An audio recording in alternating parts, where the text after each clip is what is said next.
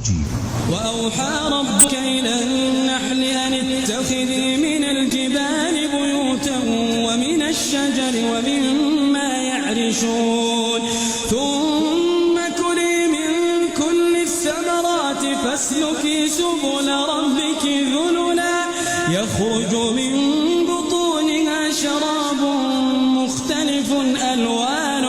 مختلف ألوانه فيه شفاء للناس إن في ذلك لآية لقوم يتفكرون. والله خلقكم ثم يتوفاكم ومنكم من يرد إلى أرذل العمر لكي لا يعلم بعد علم شيئا إن الله عليم قدير. والله فضل بعضكم على بعض في الرزق فما الذين فضلوا براد رزقهم على ما ملكت أيمانهم فهم فيه سواء أفبنعمة الله يجحدون. والله جعل لكم من أنفسكم أزواجا وجعل لكم من أزواجكم بنين وحفادا ورزقكم من الطيبات أفبالباطل يؤمنون وبنعمة الله هم يكفرون ويعبدون من دون الله ما لا يملك لهم رزقا من السماوات والأرض شيئا ولا يستطيعون فلا تضربوا لله الأمثال إن الله يعلم وأنتم لا تعلمون.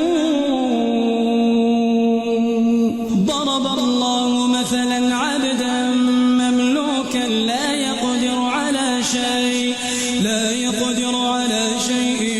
ومن رزقناه منا رزقا حسنا فهو ينفق منه سرا وجهرا هل يستوون الحمد لله بل أكثرهم لا يعلمون.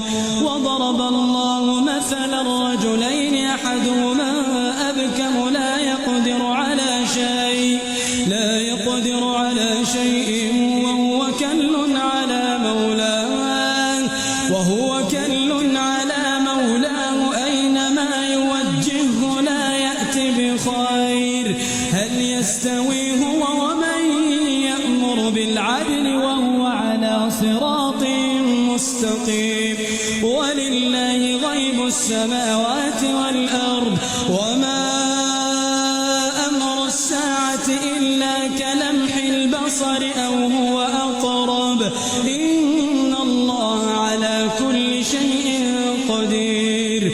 والله أخرجكم من بطون أمهاتكم لا تعلمون شيئا وجعل لكم السمع والأبصار والأفئدة لعلكم تشكرون. ألم يروا إلى الطير مسخرات في جو السماء